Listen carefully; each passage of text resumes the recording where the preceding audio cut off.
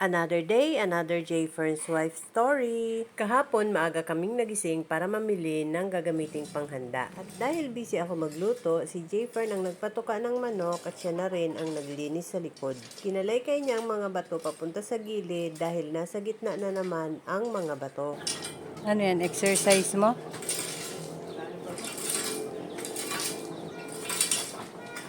May bubog o baka maapakan ng manok.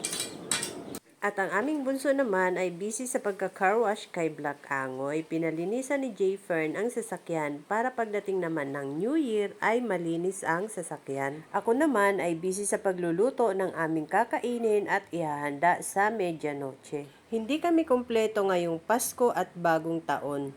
First time sa loob ng 25 years na hindi namin makakasama ang aking panganay na anak. 5 putahe lang ang niluto ko ngayon. Puro ulam lang lahat ang niluto ko. Hindi na ako nagluto ng mga pasta at pansit at hindi rin naman nakakain. At least itong ulam, pag madami mang tira ay 1 linggo kaming hindi bibili ng ulam. At yan, malinis na si Black Angoy. Ready na siyang salubungin ang 2025. Hindi na nakahintay ng isang tao.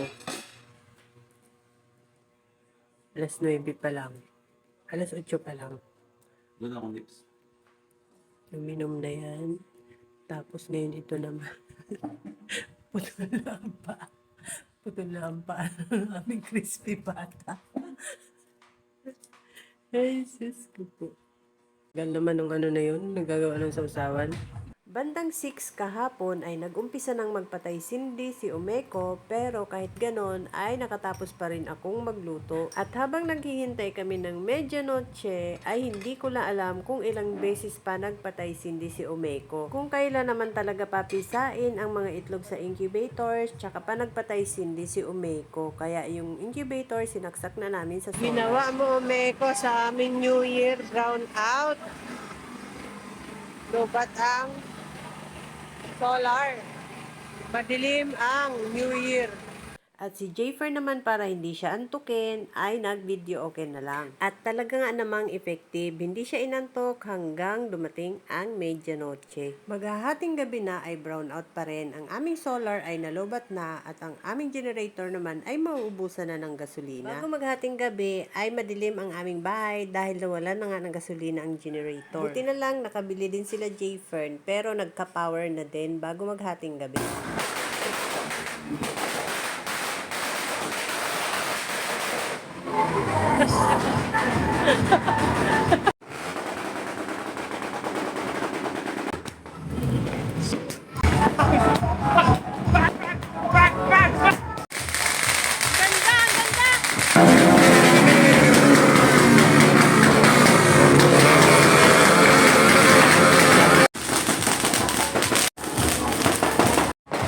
Happy New Year!